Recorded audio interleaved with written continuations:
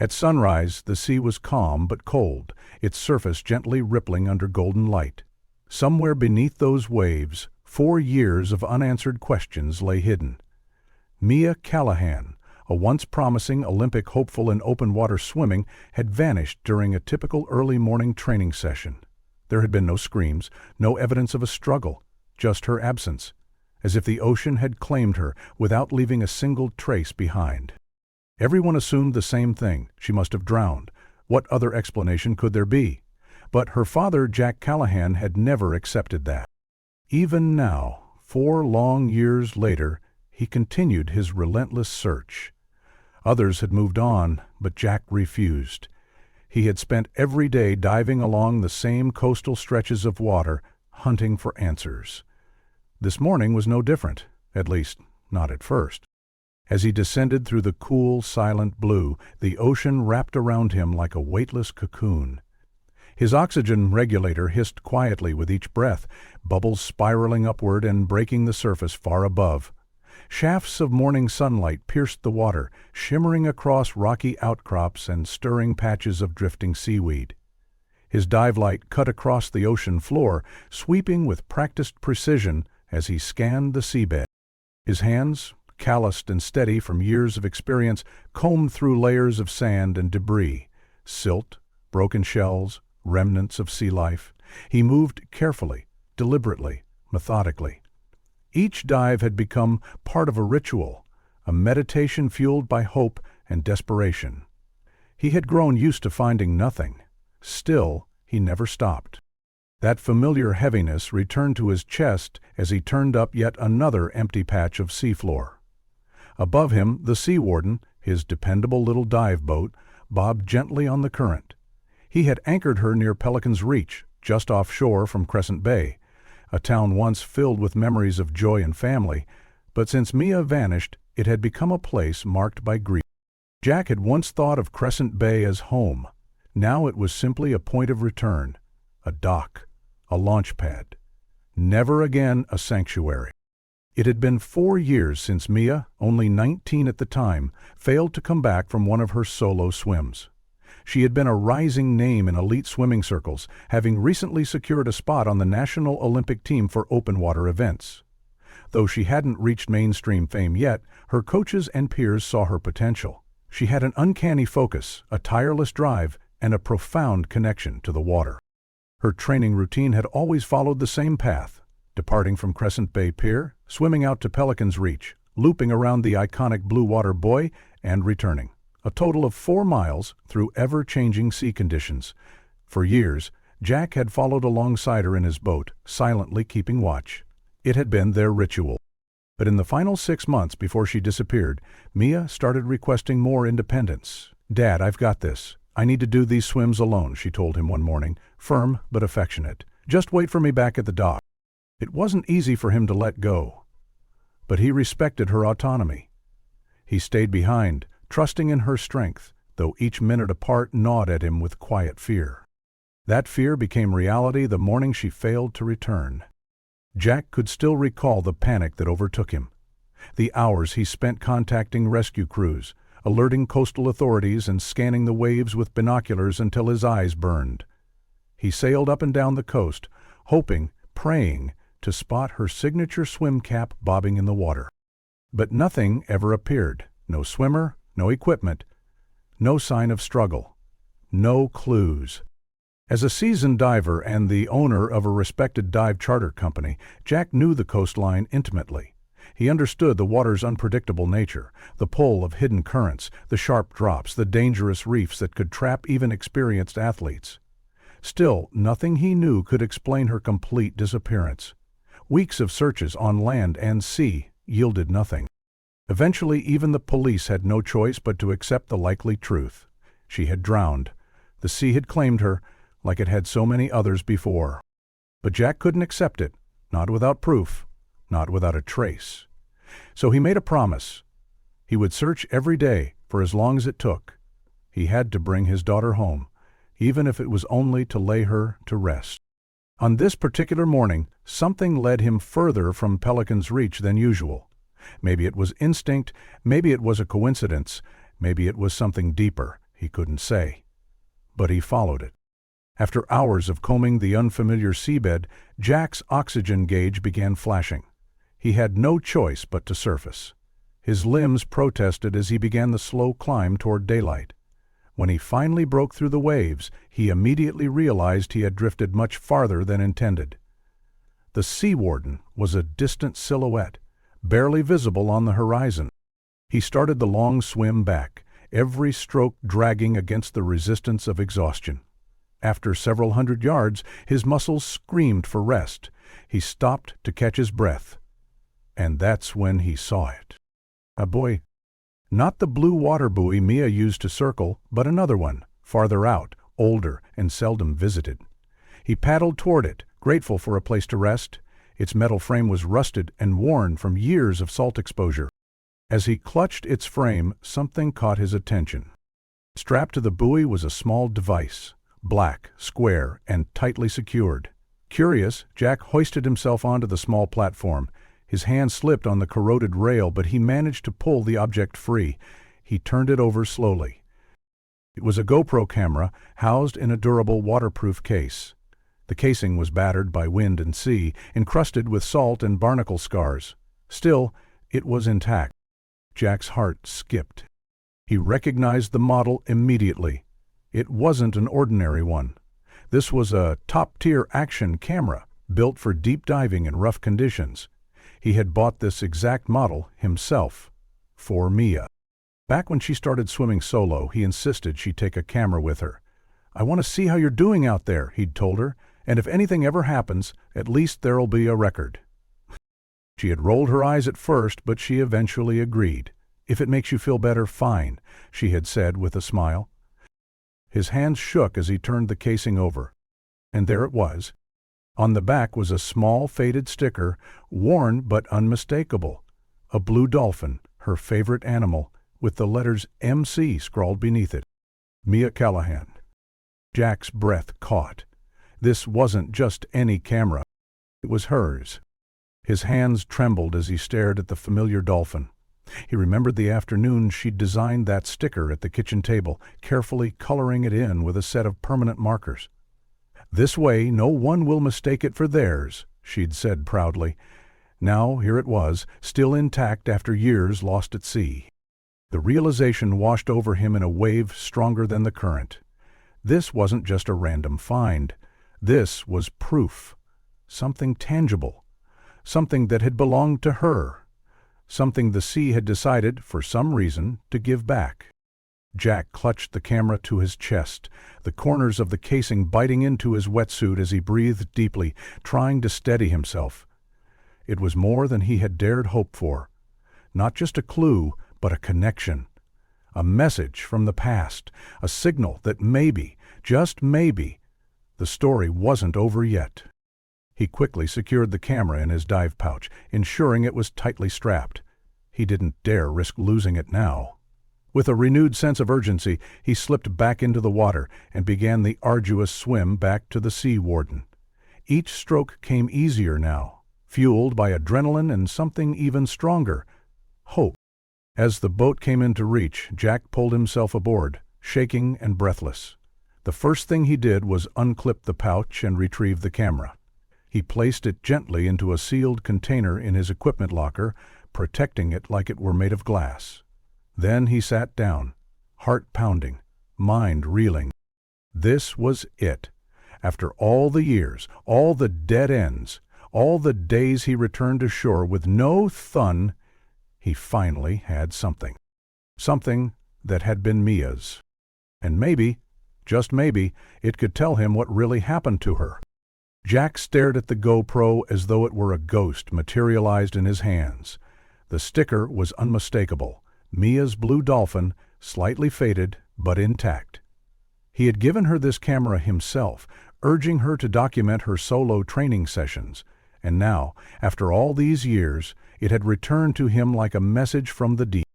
His fingers fumbled with the waterproof latches, slippery from seawater and adrenaline. Carefully he opened the case. The GoPro inside was remarkably preserved, though lifeless. The battery had long since died, but the device itself looked physically intact. He gently ran his fingers over its surface, tracing the contours, his mind flashing back to the day he'd handed it to her. "Take this with you," he'd insisted back then, his voice filled with both caution and pride. "Record your swims. It'll help you improve, and it'll give me peace of mind." She had rolled her eyes, but not without a smile. "Okay, Dad," she had said playfully. "If it helps you sleep at night, I'll do it." That moment now echoed in his ears like a whisper through time. Carefully, reverently, Jack placed the camera into his waterproof bag and turned back toward the sea warden. There was a renewed vigor in his strokes as he swam back. His limbs were tired, but the fatigue was drowned out by something stronger, a pulse of hope. Back at the boat, his longtime dive companion stood on the deck, his brow furrowed with concern. The man had often joined Jack on his searches over the years, sharing in both silence and sorrow. "You went farther than usual," he called out as Jack approached. "The sun's high. We should get back." Jack nodded, hauling himself aboard. His hand still shook from the discovery. "You're right," he said, his voice uneven. He reached into his bag and withdrew the GoPro, holding it out like a relic. His friend's eyes widened. "Is that—" Jack could only nod. A lump had formed in his throat, making speech impossible, but the look in his eyes said it all. Without wasting time, they secured their gear and pointed the sea warden back toward Crescent Bay. As the familiar coastline grew on the horizon, Jack sat silently in the passenger seat, the camera clutched in both hands as though it might vanish again if he loosened his grip.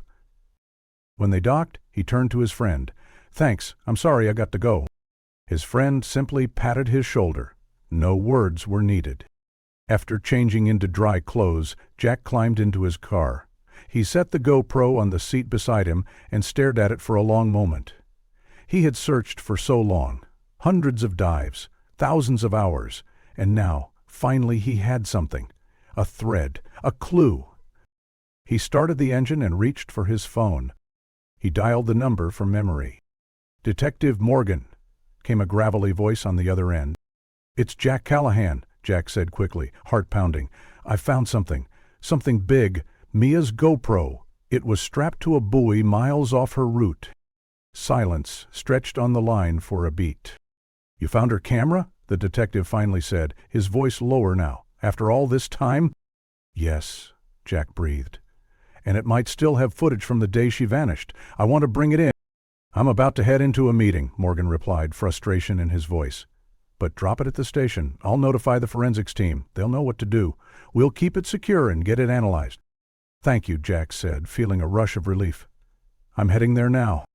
I'll be free in a few hours. We'll talk after." As Jack hung up, he remembered he had a prior commitment, a reunion event with former divers and athletes, one where he was meant to give a short speech. He glanced at the time. If he hurried, he could still drop the camera off and make it to the event.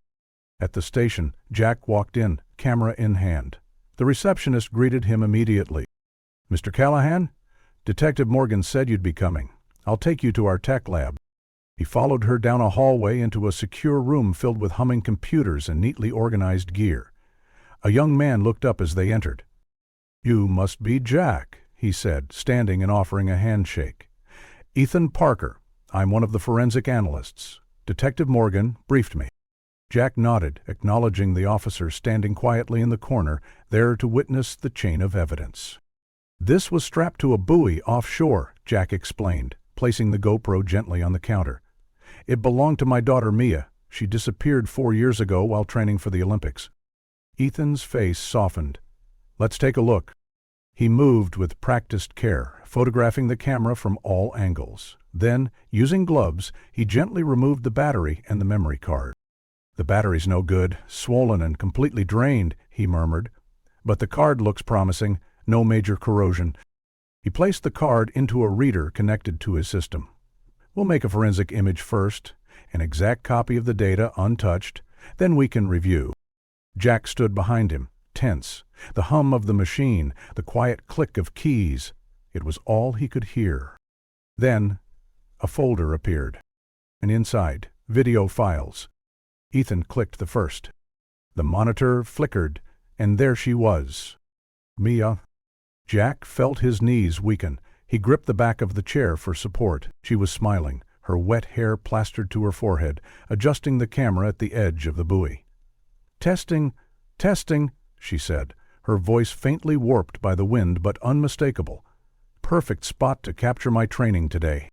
The footage showed her in high spirits, carefully adjusting the angle of the lens, making sure it faced the open sea where she would swim.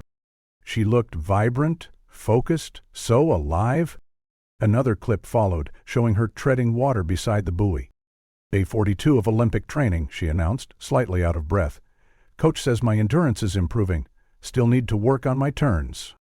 She laughed softly, then paused. Her expression changed, serious, thoughtful. "Sometimes I wonder if I'm cut out for this," she admitted, looking directly into the lens. "The pressure's intense. I'm nowhere near the level of the top competitors. If I even make it to the games, what if I just embarrass myself?" Jack's throat tightened. This wasn't just a record of her training. It was a glimpse into her thoughts, her fears. It was her voice again after all these years, and she was only beginning to speak. Ethan didn't speak for several seconds, allowing the moment to sink in. "There's more," he said quietly, scrolling through the remaining files. "Quite a bit more." Jack's eyes never left the screen. His daughter, lost for so long, was suddenly right in front of him. Her gestures, her thoughts, her strength, her doubt. He watched every detail, the way she adjusted her goggles, the way she checked the currents, the way she looked over her shoulder into the distant blue as though she sensed something. "What else is on here?" Jack asked, his voice husky. Ethan glanced at him. "We'll go through it piece by piece, carefully.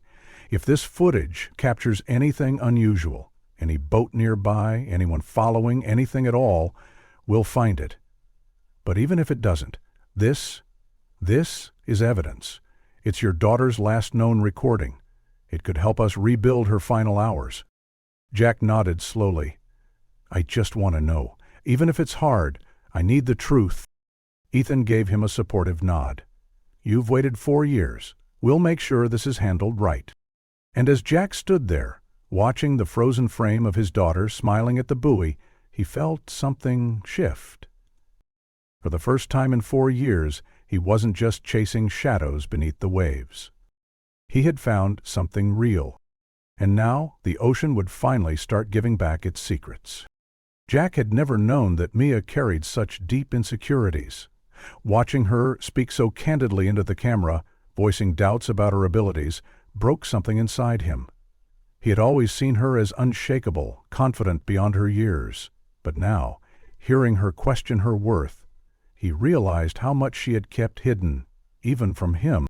The footage continued, the GoPros still rolling, as Mia floated beside the buoy. Suddenly, her attention snapped sideways. Her expression shifted from introspection to mild surprise. "Oh, hello," she called out, her voice directed off camera. A moment later, another swimmer came into view. The camera, still mounted on the buoy, captured him entering the frame from the side. His face was partly blurred by water droplets clinging to the lens, but his hair and eyes were clearly visible in the upper frame. His voice followed quickly, a friendly tone carried over the water. "Hey there," he said, treading water nearby. "Didn't think I'd see anyone else out this far." Jack leaned in instinctively. The young man was maybe in his early 20s, athletic, with a laid-back presence. His face, though partially obscured, gave off no immediate threat. But Jack's instincts were now sharper than ever. "Just training," Mia replied, casual but alert. "Martin," the swimmer offered, "you're really pushing it, swimming this far out alone." Mia wiped water from her eyes. "I'm training for the Olympics. Open water discipline." Martin's voice lifted with admiration. "No way. That's incredible. Are you going to be famous, or what?" She laughed. "Not quite. Still pretty new to the top level. Haven't had my big break yet." "Well, you sure look like a pro," Martin said, grinning. "Hey, want a race?" "Just for fun. I used to swim in college." Mia hesitated for only a second before smiling. "Sure, where to?" He pointed toward a rocky outcropping in the distance. "Back of that formation. Think you can beat me?" "You're on," Mia said, pulling down her goggles. The two swimmers exited the frame, disappearing toward the challenge. The camera remained stationary, capturing only the gentle sway of the water. For nearly half an hour, the lens recorded the rhythmic lapping of the sea, occasionally disturbed by the shadow of a gull passing overhead. Then, in the background, something new entered the scene. A small speedboat appeared far in the distance, its presence barely noticeable at first. The fisheye distortion of the GoPro lens made the vessel appear smaller, farther away than it truly was, but it moved steadily, crossing the frame in a wide arc. As it passed, the lower portion of the hull came into view, along with what appeared to be a logo, a stylized wave, and some small text. Jack instinctively leaned forward, narrowing his eyes.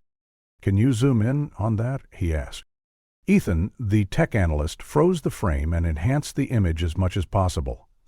The resolution was limited, but the logo began to sharpen. Though still fuzzy, it revealed enough detail to confirm its shape. "That looks familiar," Jack muttered, snapping a photo of the monitor with his phone. The video played on, but Mia and Martin never returned to the buoy. The GoPro, still running, captured hours of empty ocean until the battery finally gave out and the screen turned black. "Can you rewind to the interaction with the young man?" Jack asked, his voice tight. Ethan did as requested. They watched it again, this time slower, examining every detail. The tone of Martin's voice, the direction of his glances, the way he treaded water close to Mia. Ethan took notes, logging his approximate age, build, hair color, and partial facial features. "Based on the logo," Ethan said after a few more minutes, "I ran a search. It's from a local company, Ocean Elite Marine. They provide watercraft rentals, equipment tours, that sort of thing." Jack's heart skipped. "I saw one of their boats earlier today at the marina. Same logo." "We'll alert Detective Morgan," Ethan said. "This gives us two things, a possible company lead and a person of interest. I'll create a preliminary sketch using what we can extract from the video, hopeful we can identify this Martin guy." Jack nodded, a strange mix of dread and anticipation rising in his chest. "Thank you. Keep me updated." He checked his watch. It was nearly time for the community event he'd committed to. With a final glance at the paused frame on screen, Mia smiling beside the buoy, Jack turned and left the station. The drive to the sports club center was short, but Jack's mind raced the entire way. 4 years without a single clue, and now he had a name, a boat, a company.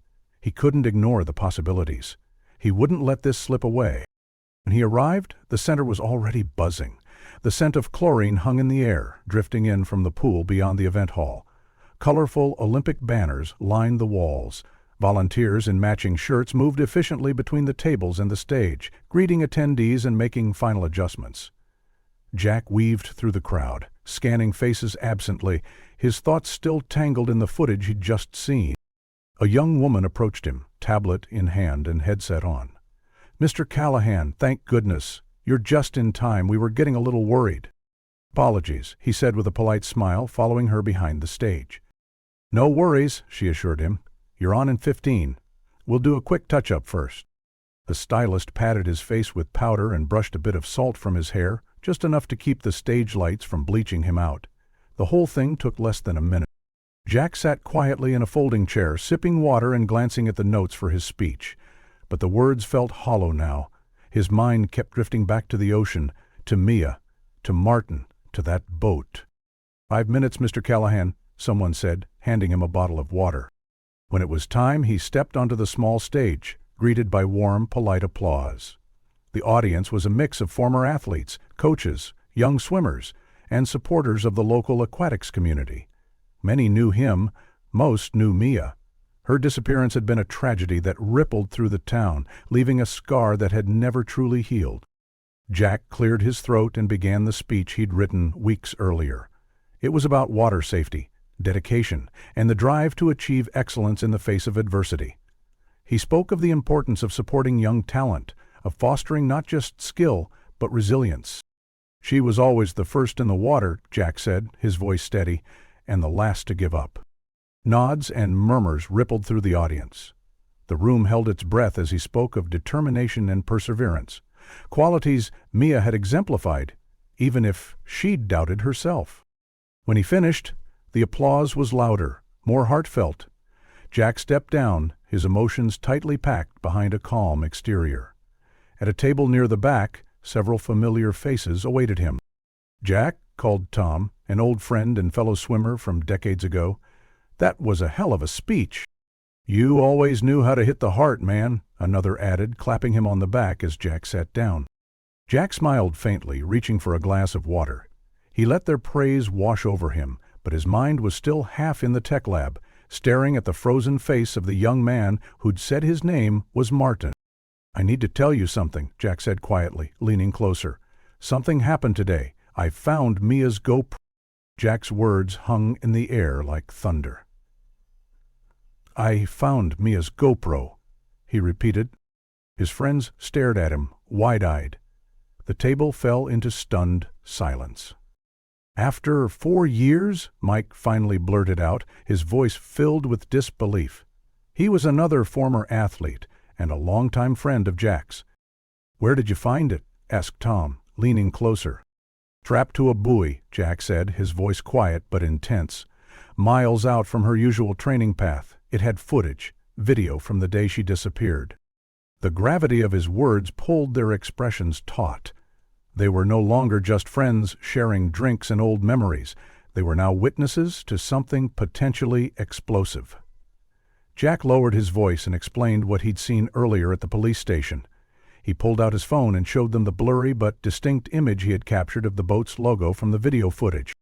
Tom leaned in, squinting at the screen. "That's Ocean Elite Marine," he said with certainty.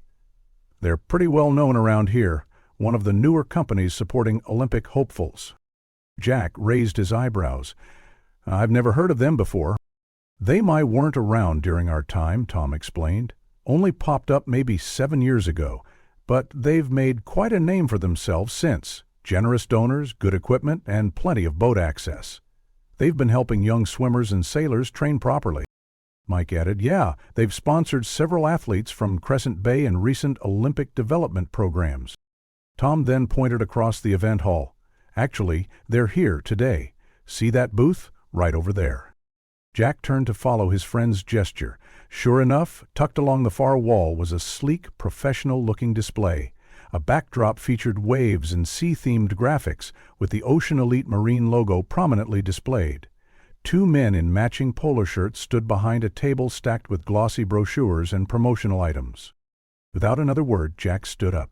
His friends exchanged worried glances, but didn't try to stop him.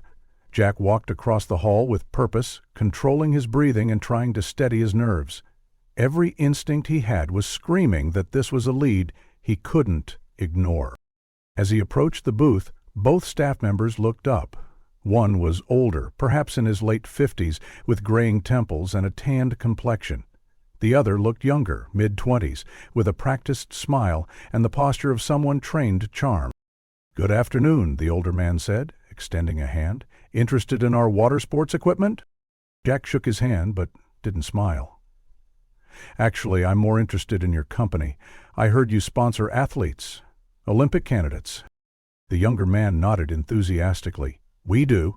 As part of our outreach, we offer gear, boat access, and sometimes transportation to up-and-coming athletes who need support. We've helped quite a few young people around here." "That's admirable," Jack said evenly. He hesitated a beat, then pressed forward. "Do either of you know someone named Martin, possibly affiliated with Ocean Elite?" The 2 men froze for a heartbeat, barely perceptible, but Jack noticed it. The older man was the first to respond. "Martin? That's a fairly common name. We've had a few contractors and staff over the years. Do you have a last name?" Jack shook his head. "No last name, but I do have this." He pulled out his phone and showed them the image of the boat from the footage, the Ocean Elite Marine logo clearly visible. The reaction was instant. Both men stiffened. Their expressions faltered, smiles gone. The younger man's eyes flicked nervously between Jack and the phone. "I'm not familiar with that particular vessel," he stammered. "We have quite a fleet, you understand. Boats come and go. Some are rented out." The older man nodded quickly, his tone clipped. "If you're looking for details on specific boats, you should talk to our team at the marina. We're just the marketing guys." Jack thanked them without another word and stepped away. But something in their behavior, the sudden shift in tone, the way the younger man's hand trembled slightly, told him more than words ever could. As he made his way back toward the table where his friends were waiting, Jack glanced over his shoulder. The younger staff member was pacing now, phone pressed tightly to his ear. He ran a hand through his hair in a nervous gesture, then turned and said something urgently to his colleague. Moments later, the two began hastily packing up their materials, disassembling the booth and folding banners with the efficiency of men trying to disappear. But Jack didn't return to his table. He changed direction, heading straight for the event exit. Halfway there, the organizer intercepted him. "Mr. Callahan, wait! You're scheduled to deliver the closing remarks in 20 minutes. Jack didn't slow down. "I'm sorry," he said flatly. "Family emergency. I have to go." He pushed through the doors and into the parking lot, where the sun was just beginning to dip. Sure enough, the Ocean Elite van was there, and the two men were loading their booth equipment into it with visible urgency. The logo on the side of the van matched the one in the video perfectly. Jack jogged to his car, heart pounding. What he was about to do was impulsive, maybe even reckless, but the urgency in his gut refused to be ignored. These men were connected to something, and he couldn't let them vanish. He started his engine and pulled out, keeping a safe distance as he followed the van through the winding coastal roads of Crescent Bay. His rational mind warned him to be careful, to call the police and let them handle it. But the father in him, the man who had spent 4 years diving into cold, unforgiving water, hoping for a sign, was in charge now. "Please let this lead somewhere," he murmured, gripping the wheel tighter. His phone rang. It was Detective Morgan. Jack hit the hands-free button. "Yes." "Mr. Callahan, we've reviewed the footage," Morgan said without preamble. "I've assembled a unit. We're heading to the marina now to investigate Ocean Elite Marine. Our tech team has already contacted the company." "I'm already on it," Jack said, his voice low. "I'm following 2 of their reps. They were at the event, left in a hurry when I showed them the boat photo and mentioned Martin." There was a pause. "Following them?" Morgan's tone sharpened. "Jack, that's dangerous. Do you believe these men pose a threat?" "I don't know," Jack admitted, "but they were rattled. Said they were just marketing staff, but something was off." "Where are they heading?" And he just took a turn away from the marina. "They're headed along the coastal road east, past the headland." "Share your location," Morgan said. "Right now." Jack tapped his phone screen and sent his live location to Morgan. "Done. I'll keep following, but at a distance. I won't confront them." "Good. Keep the call open if you can. We'll reroute to intercept." The van ahead picked up speed, curving along the edge of the cliffs that overlooked Crescent Bay's wild waters. Jack stayed 2 cars behind, careful not to get too close. The further they drove, the more isolated the surroundings became.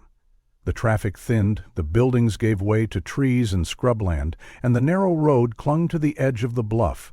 The van showed no signs of turning toward any marina. "They're not heading to the docks," Jack muttered. "They're avoiding populated areas." Morgan responded, his voice calm but urgent. "I've got a cruiser on patrol nearby. They'll rendezvous with you. Keep tracking them. We need to know where they go." Jack's eyes never left the van. Suddenly, the vehicle turned off the road and onto a dirt track, partially hidden by overgrowth. Jack hesitated only a moment, then followed. The terrain grew rough, bumping and jolting his car. The dirt path led downhill toward a secluded cove, a remote stretch of coastline Jack recognized from his diving days. There were no homes here, no piers, just rocks, sea, and silence. As he crested a hill, he spotted the van parked at the edge of the cliffside. One of the men was outside, scanning the horizon. The other was unlocking a metal gate that led to a path down to the water. Jack stopped 100 feet back, cutting his engine and ducking slightly behind the dashboard. "They're accessing a private path, could be storage or a hidden dock." "We're almost there," Morgan said. "Don't engage." But Jack couldn't look away. The gate opened, and the 2 men carried a black waterproof crate between them. It looked heavy, and whatever was inside was clearly important. Jack snapped a photo and quickly texted it to Morgan. "Got it," Morgan replied. "Hold position." Jack's heart pounded. These men were hiding something. Whether it was connected to Mia or not, he didn't know for sure, but after 4 years, this was the closest he'd come to the truth. And he wasn't about to let it slip away again. Morgan's voice was firm through the speaker. "Jack, listen to me. Be careful. Do not confront them under any circumstances. If anything happens, call me immediately." "I will," Jack replied, his tone solemn. He ended the call, intending to send his GPS location just as Morgan requested, but before he could act, the van ahead suddenly picked up speed, pulling away with alarming urgency. Jack cursed under his breath and gunned his own engine, accelerating to maintain visual contact. In the rush to keep up, he completely forgot to share his coordinates. The van weaved along the curving coastal road, which hugged the rugged cliffs overlooking Crescent Bay. On one side, jagged bluffs dropped steeply into the ocean. On the other, sparse coastal trees clung to the rocky soil. The landscape was stunning, but treacherous, particularly for anyone distracted, as Jack was now. After several miles, the van signaled abruptly and turned down a narrow, unmarked side road. Jack eased off the gas, letting the van get ahead before cautiously turning after them. This road was unfamiliar, even to him, a surprise given how often he scouted the area for diving and training. The road sloped downward, winding through thick brush and rocky outcroppings until it opened into a clearing near the shoreline. There, nestled against the cliffs, stood an old marina. Abandoned by the looks of it. Rusted piers jutted out like skeletal fingers into the water, and weathered sheds leaned crookedly in the salty air. The entire place looked forgotten by time. Jack stopped his vehicle well before reaching the marina, parking behind a cluster of wind-warped pines. His silver SUV would be far too obvious if he drove any closer. "This doesn't look like any official Ocean Elite site," he muttered under his breath, shutting off the engine. Moving with practiced caution, Jack exited the car and began advancing on foot. He crouched low and used the overgrown brush and decaying equipment as cover, creeping silently toward the dock area. As he approached, he spotted the 2 men from the event unloading sealed boxes from their van. They were met by 3 other men waiting at the dock, bigger, rougher-looking, clearly more than marketing staff. Just as Jack reached a better vantage point behind a stack of discarded fuel barrels, the low growl of an engine drew his attention. A large speedboat, almost a crossover between a fishing vessel and a luxury craft, was approaching from the sea. It pulled up to the dock and 3 more men stepped off, their expressions tight with tension. One of them, tall and sharply dressed despite the rough surroundings, barked out orders. "We don't have time to waste," he said, his voice echoing slightly in the salty air. "Secure the perimeter. The boss is on the yacht offshore, and he's furious we've been compromised." Jack's instincts kicked in. He ducked under a frame tarp stretched across a pile of old buoys and motor parts, hiding in the shadows just as 2 men began pacing the marina's edge with flashlights and radios. One passed within feet of him, but Jack remained absolutely still, his breath shallow. Then another vehicle approached. The sound of gravel crunching under tires jolted Jack's nerves. Car doors slammed, followed by hushed male voices, and a sound that turned Jack's blood to ice. The soft sobs and whimpers of frightened women. "Get in the boat," a deep, gravelly voice ordered. "Keep your heads down and stay quiet." "Please," a woman begged, her voice barely audible. "We did everything you asked." "Shut up and move," barked the same man, harsh and unrelenting. Footsteps echoed along the dock's wooden planks. Jack could only imagine the terrified faces moving past, unable to risk looking out. Then came the unmistakable rumble of the boat's engine as it powered up and pulled away from the dock, fading toward the open sea. He wanted to leap out, to scream, to do something, anything, but he knew it would be suicide with guards still patrolling. Voices carried across the dock. "How did it come to this?" one man asked, his voice hushed but frantic. "No clue," another responded, tone equally tense. "They've been under the radar for 4 years. Then out of nowhere the cops start poking around. Someone must have talked, or maybe there's a leak inside." There was a beat of silence. Then, "Boss said if we don't fix this, we'll end up like those guys from last year, at the bottom of the channel." "Let's go," the first man snapped. "We've done what we were told." Jack crouched lower, frozen with fury and disbelief. So it was true. Mia hadn't drowned. She'd been abducted, along with others, held for years. And now, with the operation unraveling, the criminals were scrambling to cover their tracks. When the van finally rumbled away, Jack waited a full minute before emerging. He stepped onto the splintering dock, staring out toward the darkening horizon. Somewhere out there was the boat, and maybe, just maybe, his daughter. Fingers shaking, Jack pulled out his phone and redialed Morgan. "Jack?" Morgan answered immediately. "Where are you? You never sent your location." Jack wasted no time. "I'm at an abandoned marina about 10 miles north of Crescent Bay, just beyond the northern headland. There's a hidden access road." "Morgan, I just saw a trafficking operation in progress. Ocean elites involved." There was a long silence. "Did you say human trafficking?" "Yes," Jack said, his voice cracking. "I overheard everything. They talked about keeping girls safe for 4 years. That's how long Mia's been missing. And they just loaded several women onto a boat and took off. I think she might have been one of them." Morgan's voice was steady but firm. "Stay there. I'm sending backup right now." "No," Jack interrupted, steel in his tone. "Don't send them here. It's too late. They're gone. We need to follow that boat. I'm heading back to the main marina. Meet me there with every patrol boat you can gather. I know these waters. I can help you track them." A pause. Then Morgan said, "We'll coordinate with Harbor Patrol. Meet us at the Crescent Bay Marina in 20 minutes. "Please hurry," Jack added. "They know we're on to them. They're moving the girls now. This might be our only chance." He hung up and sprinted back to his vehicle. His legs burned, lungs tight, but adrenaline kept him moving. Slamming the door, he fired up the ignition and tore out of the clearing, tires kicking up dust and pine needles in his wake. He raced back along the coastal road, his mind spinning. The horror of what he'd just witnessed clashed with the tiniest sliver of hope. If Mia had been taken, then she might still be alive. And if she was alive, Jack would find her. And he would bring her home. At the Crescent Bay Marina, red and blue lights reflected off the water. Emergency vehicles were parked in a line along the docks. Harbor Patrol officers, police, and Coast Guard personnel moved with urgency, prepping boats and equipment. Jack pulled into the lot at speed. He barely parked before leaping out. Morgan spotted him and waved him over. "Jack!" he called, flanked by 4 officers and a commander from the Coast Guard. "We're ready. Just point us in the right direction."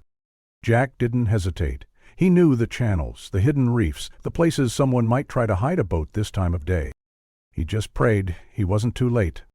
2 police boats and a larger Coast Guard vessel were being readied with impressive speed for urgent deployment. Officers moved swiftly between compartments, checking equipment, loading tactical gear, and preparing communication lines. The engines of the vessels idled with growing anticipation, their hulls rocking slightly in the gentle surge of the bay.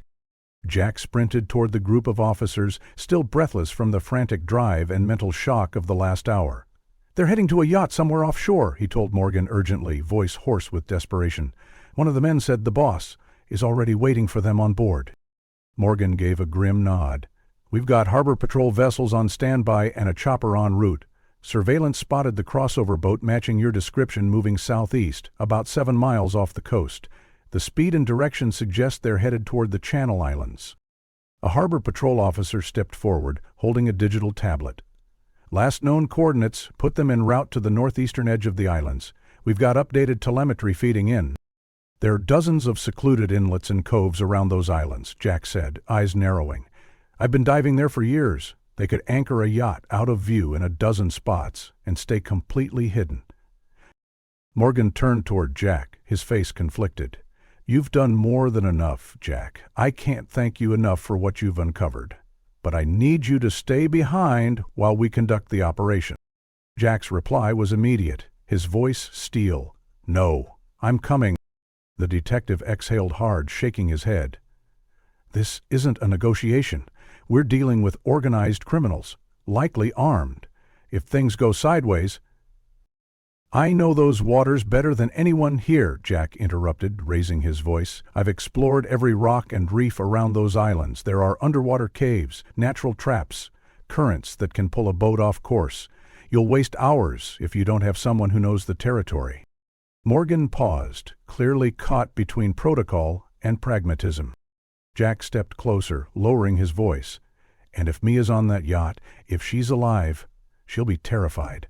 I can't let her wake up to flashing lights and armed strangers. She'll need to see someone she knows, someone who loves her." The weight of Jack's words settled between them. Morgan hesitated a moment longer, then finally relented with a sharp nod. "Fine. You ride with me on the lead boat, but you follow every single order. If we make contact, you stay back.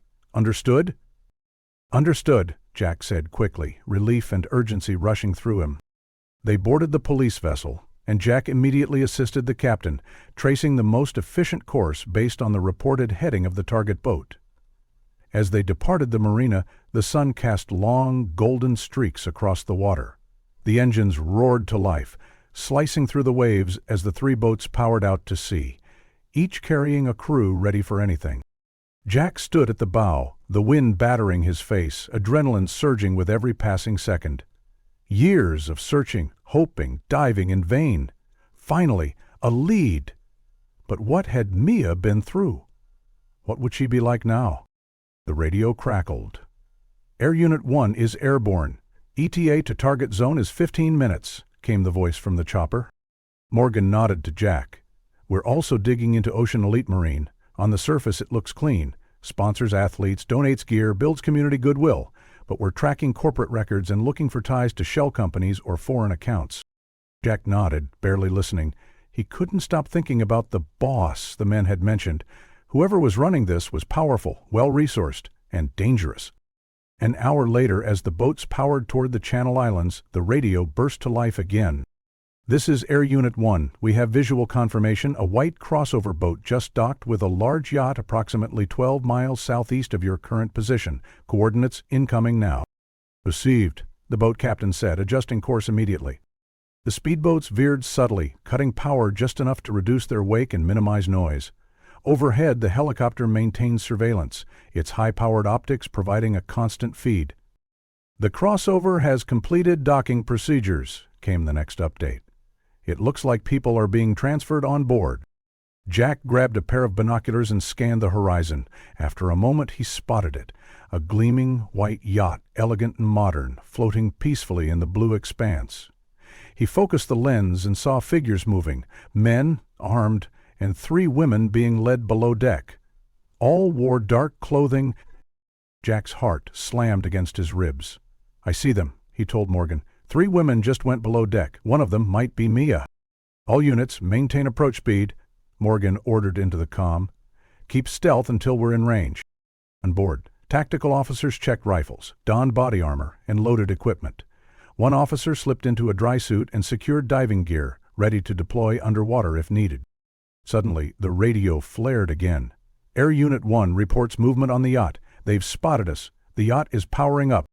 "Full speed," Morgan barked, and the boat surged forward. Foam sprayed off the bows as they raced through the chop. Jack kept the binoculars on the yacht. The crossover boat just peeled away. 2 armed men on board. "It looks like they're trying to intercept us." "Looks like they're going to engage," the boat captain said. "Prepare for evasive maneuvers." "Air Unit 1, stay with the yacht," Morgan called into the mic. "Keep it in visual range." "Copy that," the pilot confirmed. "Yacht is changing heading, now southbound. Stand by. The women are back on deck. They're putting on diving equipment." "Diving gear," Jack repeated, horror rising. "They're going to drop them in the water. That area's full of underwater caves. If they know the right routes, they could vanish completely." Morgan didn't hesitate. "Air Unit, all units, we're moving in. Do not let them enter the water." The tactical team braced as the boats closed in. The crossover boat veered toward them, its twin outboard motors shrieking. 2 men stood visible on deck, rifles raised. "They've seen us," a tactical officer shouted. "Take cover," Morgan yelled as the first shots cracked through the air. Jack hit the deck behind the cabin wall, heart pounding. Amid the chaos, Jack maintained his gaze fixed on the distant yacht through his binoculars. "They're putting them in the water," he shouted urgently over the roar of engines and clamor of gunfire. "The women, and some men too. They're all entering the water with diving gear." Morgan stiffened.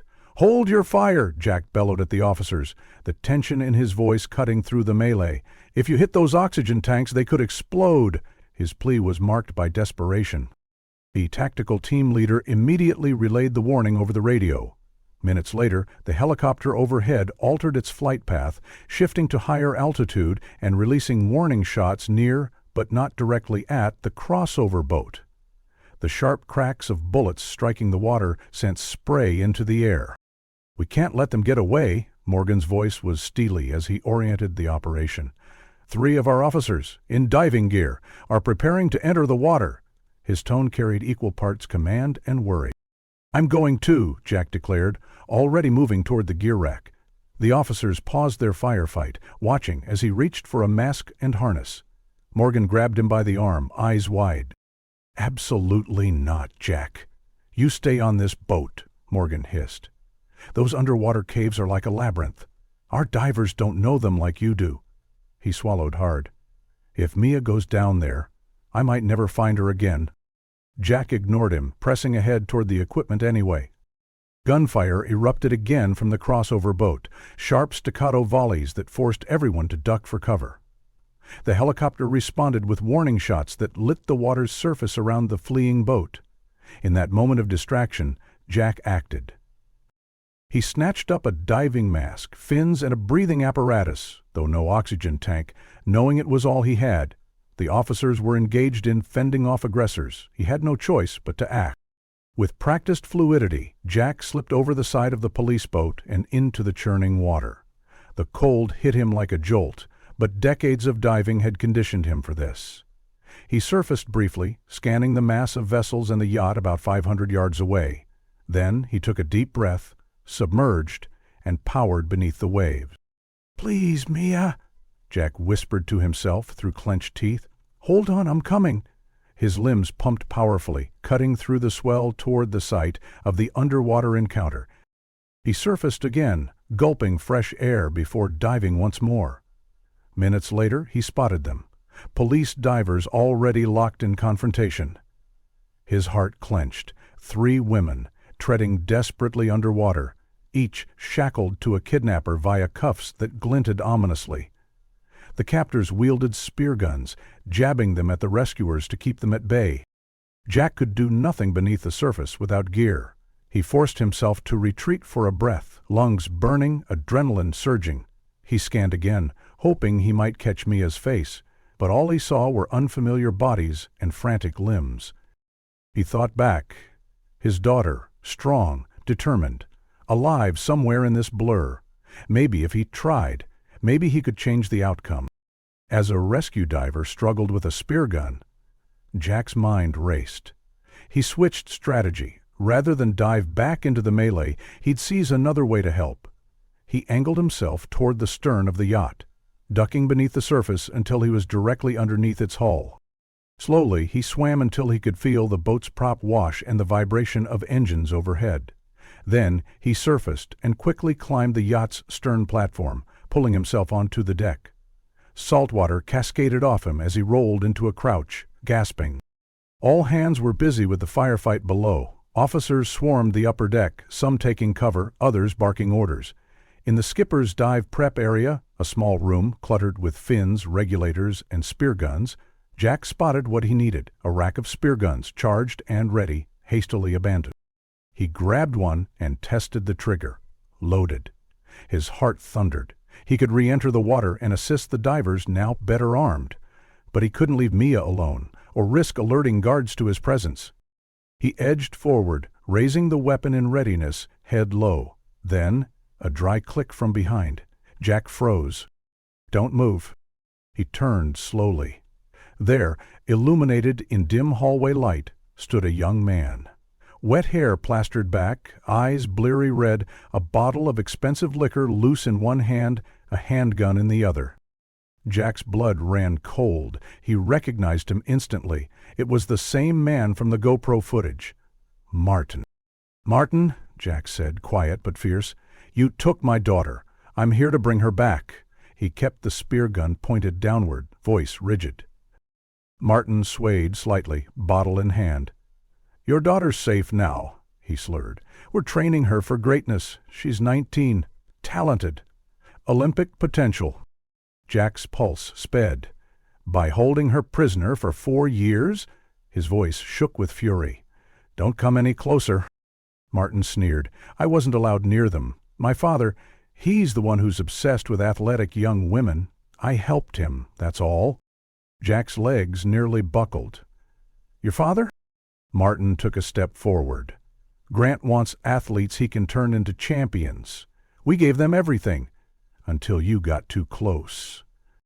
Jack kept the spear gun steady. "Stay away." "Why, to shoot me?" Martin scoffed. A sudden movement. A tall older man, impeccably dressed in a white shirt, stepped into the hall behind Martin. His gaze locked onto Jack with cold intensity. He was Grant, the boss. Jack gripped the spear gun tighter. Grant raised a handgun. "Stay right where you are, or I'll shoot." Martin's bottle slipped from his grasp as cold dread filled him. Jack felt gritty, raw pain, angry determination. Grant raised his weapon further. In that instant, 2 shots broke the hush. Martin roared in pain as the spear gun's bolt spiraled into his shoulder, knocking him sideways. Simultaneously, Grant staggered backward. He'd been shot. Jack instinctively jerked backward, spear gun dropping as adrenaline slammed into his brain.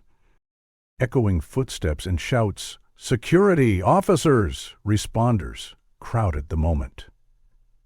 Jack backed against the wall, heart pounding, weapon forgotten for a split second. He saw Grant slump in place, eyes rolling back. Next, Martin stumbled, blood soaking his shirt.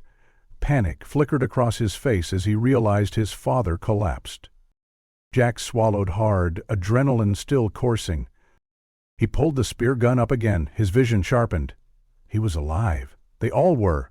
But Mia was still down below. Before he could move, he heard voices calling from down the deck staircase. Rescue divers. Officers. "Jack, get down here now," someone shouted. He dropped the weapon and sprinted toward the stairs, every breath labored, every step echoing in his chest.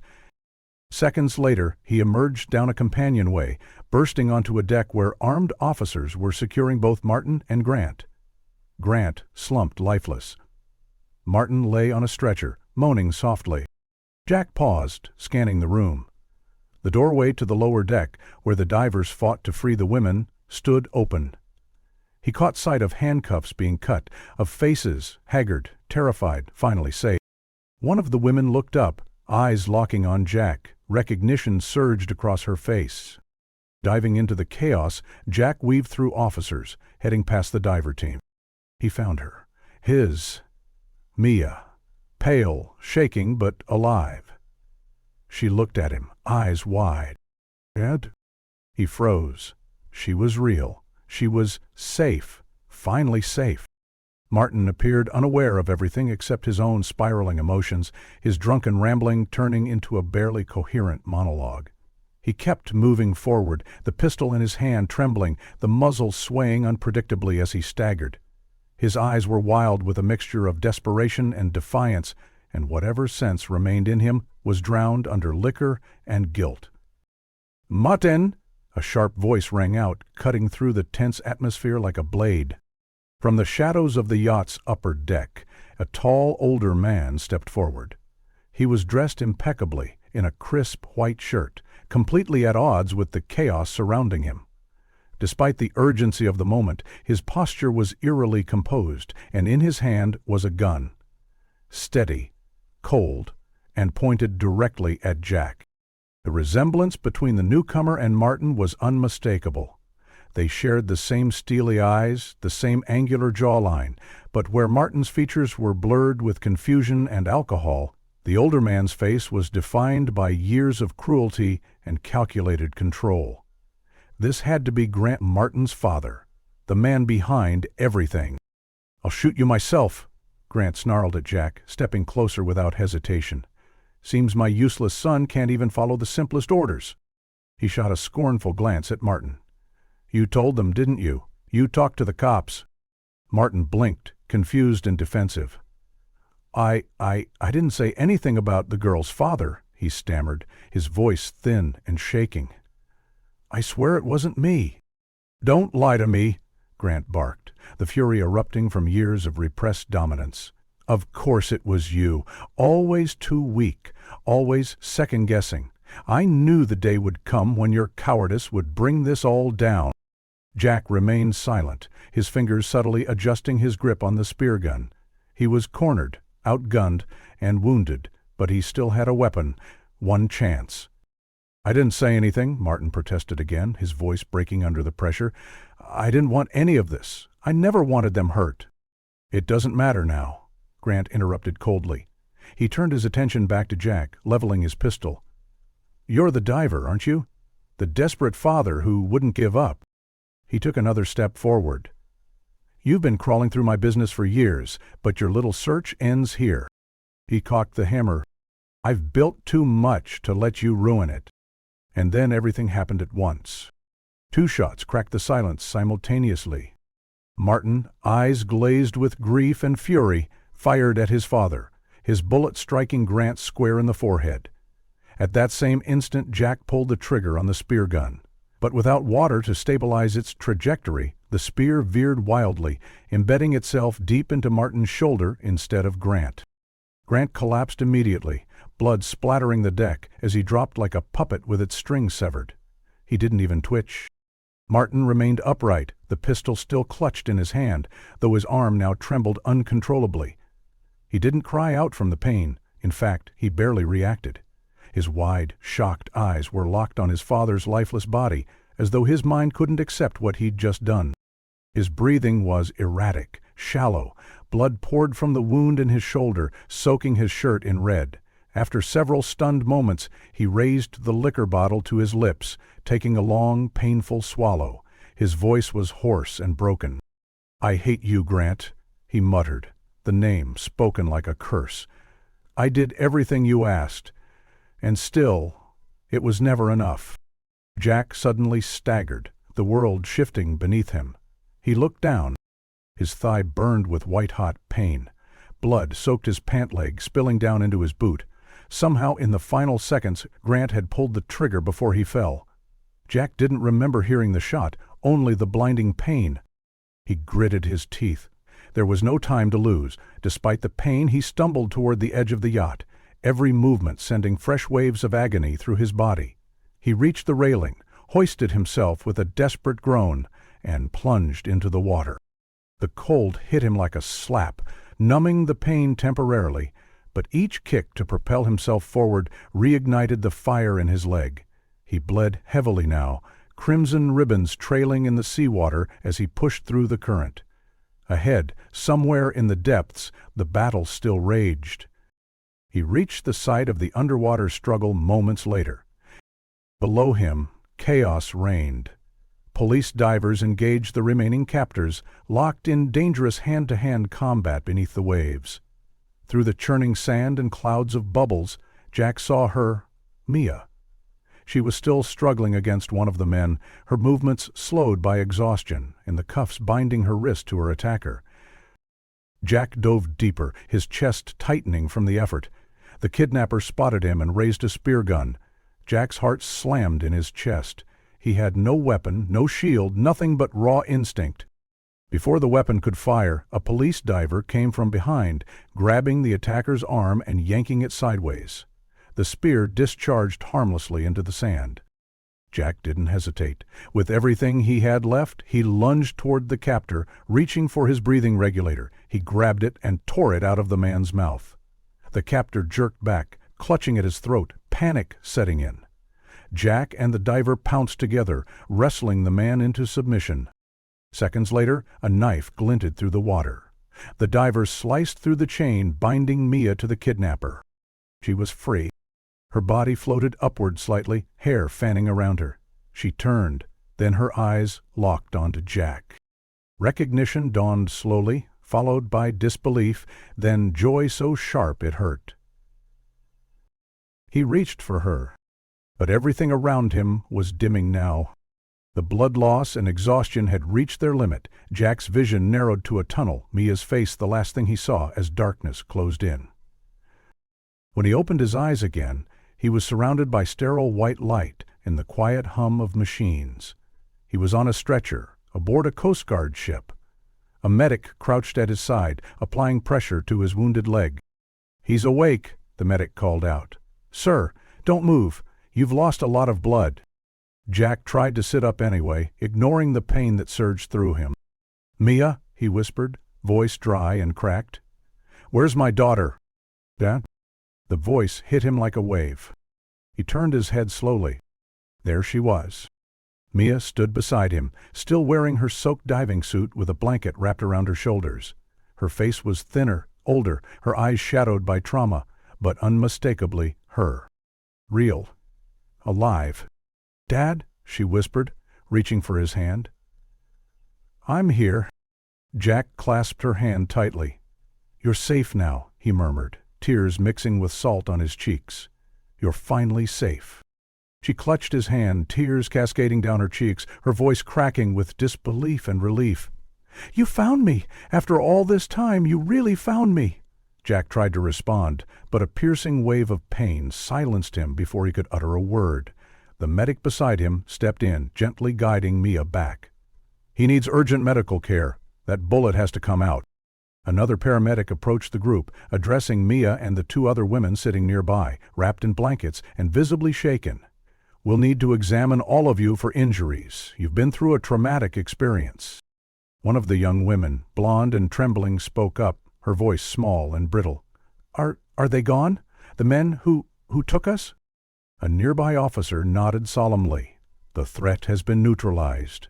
2 of the armed men on the crossover boat were killed during the firefight. The yacht's captain and 3 others, including the man identified as Martin, have been taken into custody."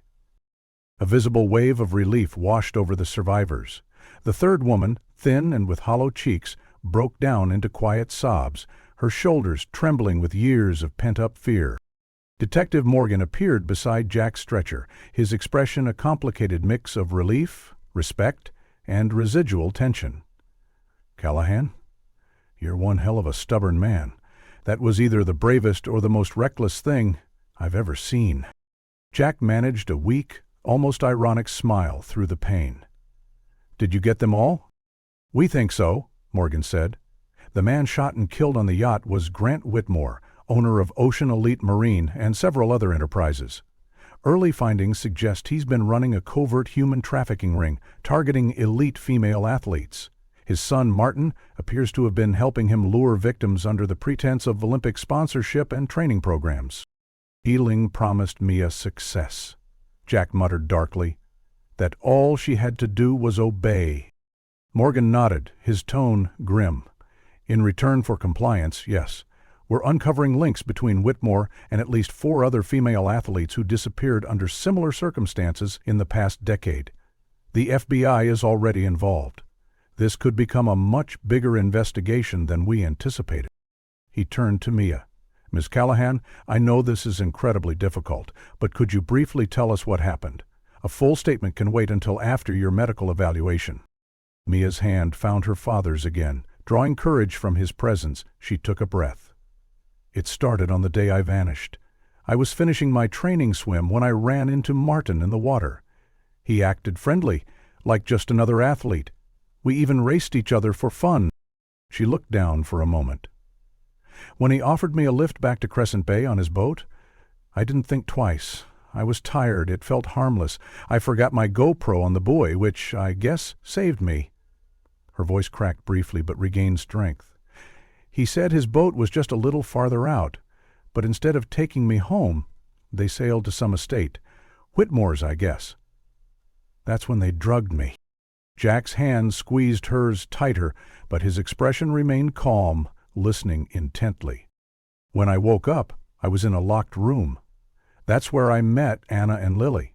She motioned toward the 2 women nearby. "They'd already been there for months. Whitmore came to see us regularly.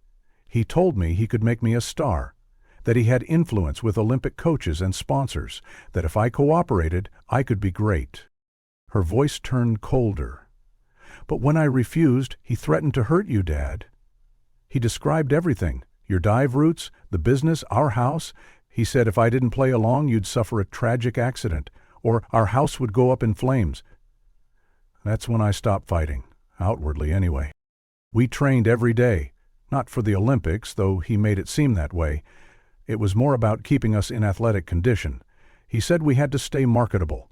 Anna and Lily warned me. 2 girls before us tried to escape. They didn't come back. Anna and Lily gave small, solemn nods, confirming her words. Mia continued, her voice trembling but steady. We were mostly kept indoors, on his private property, guarded every hour. But today, they brought us out to the yacht for the first time in months. I think they were getting nervous. Something about a leak or someone talking to the cops. Whitmore blamed Martin. They argued a lot. She shivered. They were going to move us again. Somewhere farther, probably outside the country. Morgan's expression tightened. Well, they won't be moving anyone ever again. You're safe now, all of you. We'll need full statements later, but right now, let's get you the medical help you need. A Coast Guard officer stepped forward, announcing that the vessel was approaching Crescent Bay Harbor. In the distance, flashing ambulance lights lit up the night sky like a beacon of salvation. The paramedics will take you straight to the hospital, Morgan informed Jack. We'll need your statement too, but after the doctors clear you. Jack gave a faint nod, the pain in his thigh flaring as the adrenaline wore off. Martin. He told me everything, right on the yacht. He confessed the entire operation, names, details, his father's role. We have him in custody, Morgan assured him. With your testimony and what we've recovered from the yacht, they'll never walk free again. As the vessel docked, medics swarmed on board. Jack was gently lifted onto a gurney, while Mia and the others were ushered aside for medical checks. Mia clung to her father's hand as they were separated. I should have tried harder to escape, she whispered. I should have found a way sooner. Jack, despite the growing pain in his body, managed to smile up at her. You survived, that's all that matters, and thank God you left that camera behind. Her lips trembled. It was dumb luck. It was fate, Jack whispered back. I love you, sweetheart. I love you too, Dad, Mia sobbed. I never stopped thinking about you. And I never stopped looking, he replied, voice breaking, not for one single day. The medics gently pried their hands apart. He needs surgery, one explained. We'll take good care of him, I promise. As Jack was wheeled toward the ambulance, Mia stood back, watching, her body trembling, not from fear anymore, but from hope finally restored. A nearby officer placed a comforting arm around her shoulder and said softly, We'll bring you to the hospital shortly, after a quick examination. The nightmare was ending. A new beginning had just begun. You'll see him soon. As the ambulance doors closed with a soft metallic thud, Mia caught one final glimpse of her father being wheeled away. Surrounded by police officers and medical personnel, she stood still on the dock, her posture unshaken, her swimmer's shoulders squared like she was preparing for the starting whistle of a championship race. Her eyes, though shadowed with exhaustion, radiated something fierce, relief, strength, and the first sparks of hope she hadn't felt in years. Inside the ambulance, Jack lay on a stretcher, his leg immobilized, pain dulled only slightly by the medication coursing through his veins. The rhythmic blare of the siren filled the cramped space, yet within him there was only quiet, an exhausted, grateful stillness. Hours earlier, he had been delivering a speech about resilience and community, simply going through the motions of life. But that speech now seemed a distant memory, delivered by a man on autopilot, a father still grieving. This was different. Something profound had changed. He had found his daughter. Jack's thoughts turned over the day's chaos, the chase, the confrontation on the yacht, the underwater rescue. Images blurred in his mind, and yet one remained painfully clear. Mia's face beneath the waves, her eyes wide with recognition and disbelief as he reached her. That single moment made every sleepless night, every dive, every unanswered question worth it. He knew the road ahead would be long and steep. Mia, Anna, Lily, they would carry the burden of their captivity in ways only they could understand. There would be courtrooms, headlines, therapy sessions, and years of quiet healing. But the fight for her was no longer solitary. Jack would be with her every step. As the morphine overtook him, Jack's last waking thought was a whispered promise to the universe. A quiet vow to never take this second chance for granted. Against all odds, they were together again. And whatever storms life might send next, they would weather them side by side.